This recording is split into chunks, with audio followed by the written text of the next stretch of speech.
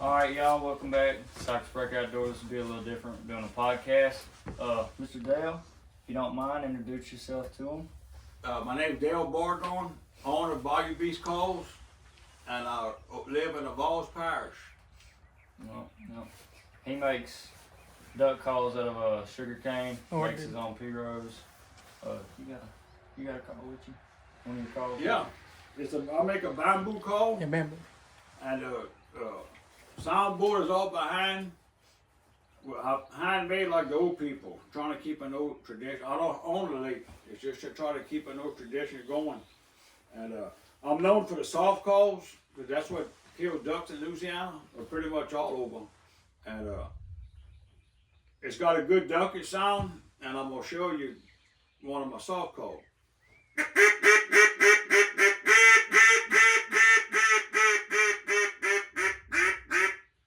And I know we do very well with them, and it's an old tradition I'm carrying on, trying to keep. I make them like they made them in the 1800s. That's awesome. That's awesome. That's awesome. So I'm gonna start out with questions. So what got you into duck hunting? Like, who got you into it? Oh man, my dad was a big duck hunter, and he in the 60s he'd get up to go hunting, and I'd stand by no wall heater, and I wanted to go by it and just see. And his old friends that would come by with all the old ducks, and I was just amazed by it. It just, I grew up with it, and I'm eat up with it from way back as a young man. That's cool. That's cool. That's awesome. If you can try and remember the best, funniest thing that ever happened while you were duck hunting. Craziest story you got. Well, I remember one time, I shot a gray duck, me and a good friend of mine, and I had an old shell box, and I put that duck in the shell box, and the next duck that came, it was a gray duck. I shot it about 30 yards up. It fell down, it come on us, and it hit my friend in the head. The gears had busted out the duck, and the gray duck fell on top of the other one in the box. Like Wow. we put it there. That's crazy. That's kind of the one that sticks out. He was hunting one time.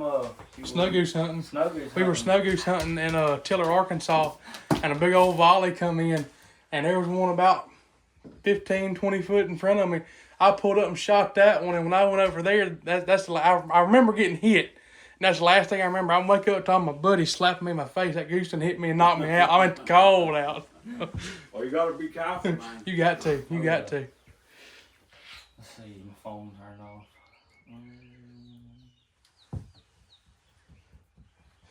So, I guess you kind of answered this question. What made you start making your calls out of bamboo instead of acrylic? I'm an old school guy, and the old people when I grew up, they hunted with old calls like this and soft calls because they wanted to call these ducks soft to get the whole bunch in the ring. And now they didn't teach me how to make it. There was no Google or iPhone. I self-taught myself to make calls like they used to hunt. Yeah, So that's how I do it. And I don't have a lathe, and no, it's all handmade, and that's the route I choose. I've been doing it for 40 years, and I'm too old to change now. Yes, sir. I actually do have a question to add on. What do you think caused the change in my calls you just blew? What do you think caused that change in between? You got to have the loudest, biggest call opposed to the calls you use. What do you think fueled that change? When I growing up, and it's still like that, a lot of those old call makers would post. They'd win these duck competitions, and that sales call. You automatically think, man, that's a good call if you want to come. But that's not. That competition call and that duck call. Yeah. And it's a whole different. I don't hunt with a competition call, and it's a sport.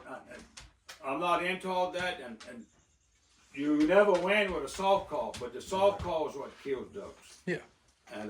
And I've noticed that because I used to be, just barking at, because we timber hunt a lot where we hunt.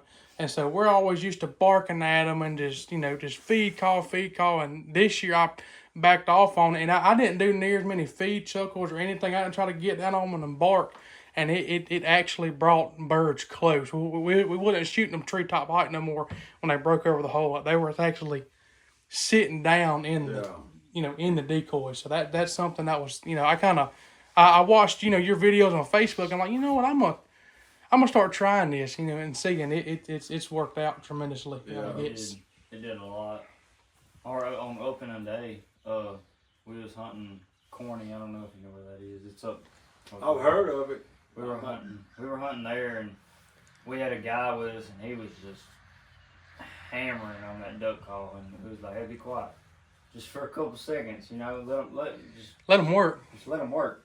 And he stopped calling, and like 10 minutes later, they were just right over our heads, and we were like, we probably shouldn't just hammer. You got that? You can overcall way too much. Yes, you can. If you could hunt with anybody in the world, who would it be? Oh, past or present, whoever. It would be that old Pa Champagne, I believe. He's one of the Louisiana most famous market. I got you. I mean, there's a lot of people I'd like to hunt with. Right. But I'd like to make a hunt with him. Yeah. That would have been awesome. That'd been awesome. You got a big old punt gun tied in front of that P-row. Yes, Well, they kill a couple hundred ducks a day. Right. Using Doug, he made cane calls. Just so much history with that. He wanted to hunt with. Right. Heck yeah. So, this question might be a little bit longer, but what's the story behind Bayou Beast calls? Like, what made you want to start selling? Like, did you just wake up one day and be like, I gotta do this? I hunted with an old gentleman years and years ago, and I had these loud calls, and he had a soft call, and he worked the ducks that day, and he taught me without even telling me nothing really. This is what I need to be doing. So back then, I came back and I've always made calls for years, probably 40 plus years. Not to sell though, for me. Right, for you. And some other elderly gentlemen in the 70s used to foul their reeds down to make it soft. They used to tell me this. So I was always a big fan of that soft calling. Not at the start, but then I seen how it works. So I started making my own calls, but I didn't do it for the public, just for me. Yeah. Right. I had a job, I had young kid, got married, young kids, but now I'm retired and I built one for a fella and then another fella, and I had 10 people, 50 people, it just took off. And so it's my business now, and I enjoy doing it. And it kills ducks. I ain't gonna lie about it. You're right. Right. Now this is a question that might hurt some people's feelings on. What's your favorite duck to shoot, and what duck do you think tastes the best? My favorite duck to shoot is a blue-winged teal. And my favorite duck to eat is a green-winged teal. By far, anytime, any day. I can agree with you on No. that. On teal. You gotta be a good friend to get some teals from me. Yes. I don't And blame there's nothing like good old teal shoot. There's nothing like it. Oh yeah, nothing like it. Oh yeah. And let's pick one and go with it, Mason. So this is a question that I just came up with. So why do you build your P-rows instead of just buying one? Oh man, that's an old lost art. There's only 2 guys doing that in Louisiana, and one just passed away, an old friend of mine. He was 83 years old. And another old gentleman, Willie Bordelon from Paradise, Louisiana, he's an old P-row maker. He taught me how to do it. And it's much more rewarding. It took me 2 months to build average to build a P-row. It's a whole lot rewarding picking up ducks with one you built than going by plastic.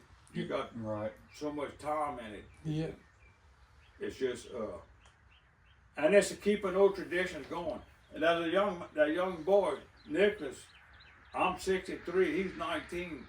He learned from me, so he can carry that on now. Yeah. So he's a young man, can run with it, Heck yeah. Heck yeah. And I take it. Well, I take it you use cypress to keep the keep it from rotting and all that. Cypress logs. Cypress, yeah. They made a lot of big old cypress. And the old people used to not take that out of the water. They sank it. Huh. They didn't have boat trailers or vehicles. They'd sank it under the water and leave it there. Oh heck, that's pretty cool. Or put it under a tall building with wet moss. They never left that out on the bank. That's how the old people, and that lasts forever. Wow. That's interesting. Just raise it up, dump it out, go about using it. Of course, I don't do that with mine. I got a trailer. I pull it out and put it under the shade, And I'm sitting here looking at all these handmade wooden decoys. About how many hours of work does it take to make, just a dozen handmade decoys? What, 6 weeks? A dozen? Probably a couple of months. Wow. And you sit there and hand carve? Those decoys, never seen a power tool on them. I made them just like the old people with a hatchet, draw knife, and a knife. I made my knives to make them. Wow, that's awesome. If I want to do it all and the old way, and I've done it like that. Keeping it alive. Even with the coals, everything. That's awesome. That is awesome. So I know the people can't see it, but I'm looking at here this old gun, and yeah, I was looking at that. What's the story behind that? That gun there came from a fella. Now I hunt with the old 97s. Yeah. That one came from an old man in Hesma, in Lake Pearl. He used to hunt. They killed tons of ducks with that old gun. And he sold it in the mid-70s, and I went and I bought it from him. It's an old 1897 Winchester. Wow. And a lot of my buddies back home wanted us to ask you, you're a cypress stump blind. That's the best blonde ever.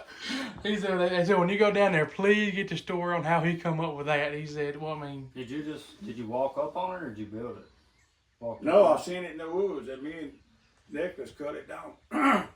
The old people in the old days, that stories of hunting and that's a natural. They'd make if there was an old decayed cypress tree, they'd make a hole, put a board in it. Can't get no more natural than that. Nah. Ducks are blanchard in Louisiana. Oh yeah, but they're not blanchard off a stump, because they see that all over down the flyway. So I was walking in the swamp, and I seen a dead cypress. It was dead. I wouldn't cut a live tree, but I seen it was hollow, it was rotten. So me and Nicholas went back, and we cut it down and hauled it out to my truck. Wow. And I bought it here, and I braced it up a little bit. But you gotta have that on a floating platform. Yeah. Right. Our water fluctuates duck hunting, and I've had one before, and it was a killer, so I know what that's about. So I built a platform like 8x8 with styrofoam, and just put on that, and you just put water lilies or whatever, your natural surroundings. Right. But I'm gonna tell you one thing. Those ducks come from 100, 150 yards, never circle, just come line. I put 10 wooden decoys, that's what I hunt with, in front. They're not scared, there's nothing around that but that stump, and I'm sitting right in that stump, and they line all around me. Wow. And it's the prettiest thing you ever seen. That's awesome. And you said something that kind of stuck out. You said you hunt with 10 decoys. That's it. You got people nowadays, they don't leave the rent with nothing less than 2 dozen decoys.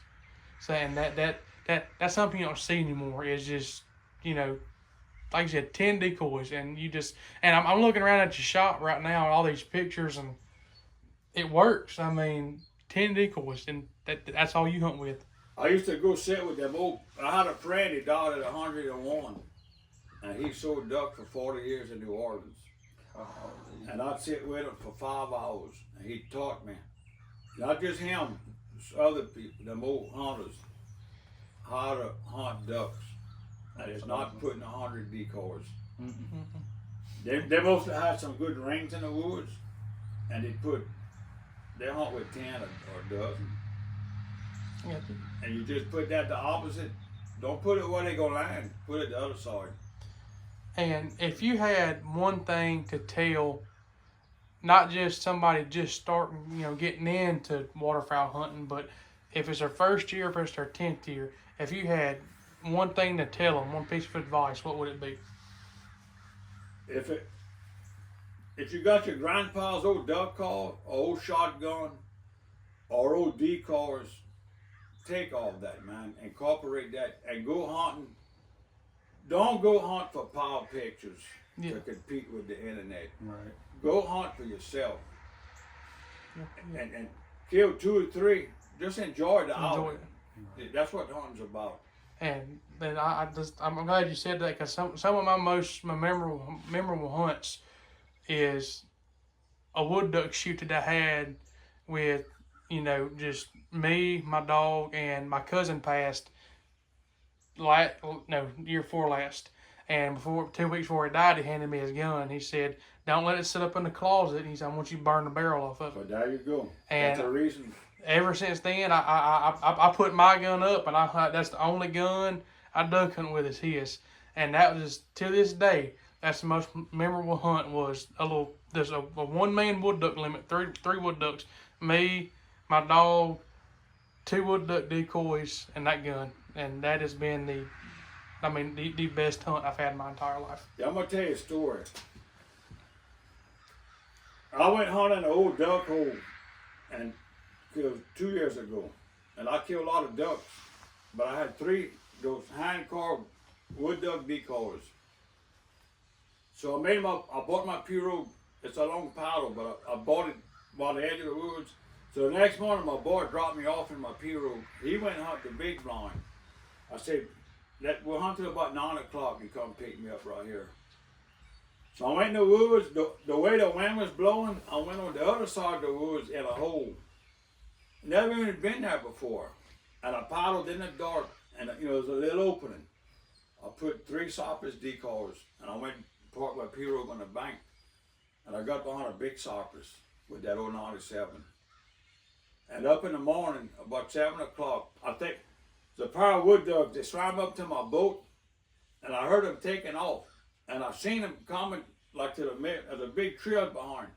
So I got in that side ready to shoot, and when I seen them, they was landing in my decoys. Oh, wow. So I was already on them, so when they crossed, I killed both of them in a shot. Wow. And about 20 minutes later, I looked up, there was a big old drake sitting on a wood duck. I shot him. That was my limit. I got my pirogue, picked up my ducks. I looked at my watch, it was 8:30. I called my son. I said, "Don't worry about picking me up." I paddled the whole way back. And I wish I had another 2 hours to paddle. I was soaking it all in. Yeah. It was 3 wood ducks. One of the best hunts I made. Yeah. That's how you got to look at things. That's what I'm saying. Not go out there for a competition. Don't go for yourself. numbers. I used to do that when I was a kid. You're going to get very discouraged. Don't even look at that. Go for yourself.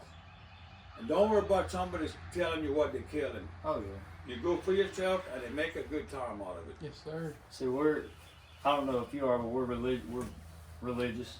And it's like I told him, I said, I'd come out here and I had to kill something just to post it online, but now it's just, I'm out here enjoying God's creation and just trying to soak it in as long as I can. Yeah. I post online too, but I sell duck calls, that's why. Right. But I don't post no big, it's never. Right. I kill 6 ducks that stomp, that's all I post. Exactly. It's about how I hunt and how it used to be. Yep. Exactly. You're completely right. And this is, where we hunt, it's not that, I guess, controversial, but kind of across the United States is, you may call it, something different, but what is your opinion on skillet shots sitting on the water? Oh, I love to shoot them. That's us. That's us. The reason I do it, because the old people done it to save shells. Right. Mm-hmm. And I grew up with these old people. And they didn't have much money. They sold, plus they didn't want to be shot in their bodies. They could sell it at the restaurants, I mean. So I grew up hearing all these stories I have them written down in that box. So I hunt like them. It's to carry a little tradition. Now I get a little lip on social media, but it's always a young guy Exactly. that not to say nothing against young people. No. He has no idea where I'm coming from. Right. With this. All he's thinking is that man shooting them on the water. That's a bad sport. But it's a tradition that I'm carrying on. And when you clean them, you don't have a beating Exactly. about it. You No. don't have to worry about busting a tooth. tooth. Right. Yep.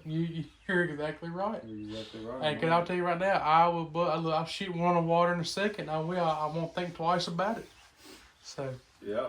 But I mean, dude, you got anything else you want to add? You want to tell them where they can find you or how they can get a hold of you?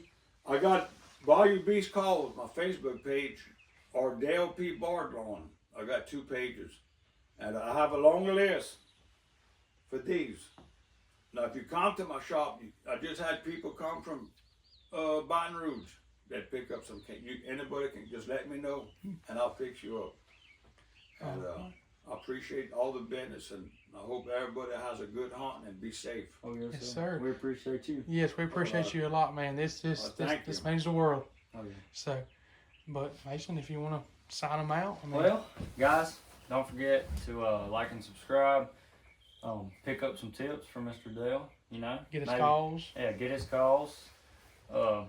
Think about what he said next time. Try it. If it works for you, stick with it. But I'm definitely gonna be trying it because I like to try new things. If that's what works for me. But we appreciate y'all. Y'all don't forget, go to Mr. Dale's Facebook, and you don't have a YouTube, do you? Or do you have a YouTube? I'm fixing this. I got stuff on YouTube on the Bayou Beast Calls, Dale P. Bard. Yeah. Okay. Well, I'm fixing to start having me a channel. Yeah. Okay. Stuff put on there. Yeah, Okay. so- Well, Well, y'all go on the internet, Yeah. look him up, follow all the pages y'all can, support him. He's a really good man. Go to TikTok. I got a bunch of TikTok. stuff. Yeah. You got a TikTok. Yeah. He does have a TikTok. Bayou Beast Calls on TikTok. You'll see some all kind of cooking stuff and all. yeah. But y'all like and subscribe, and we'll catch y'all in the next video. We appreciate y'all.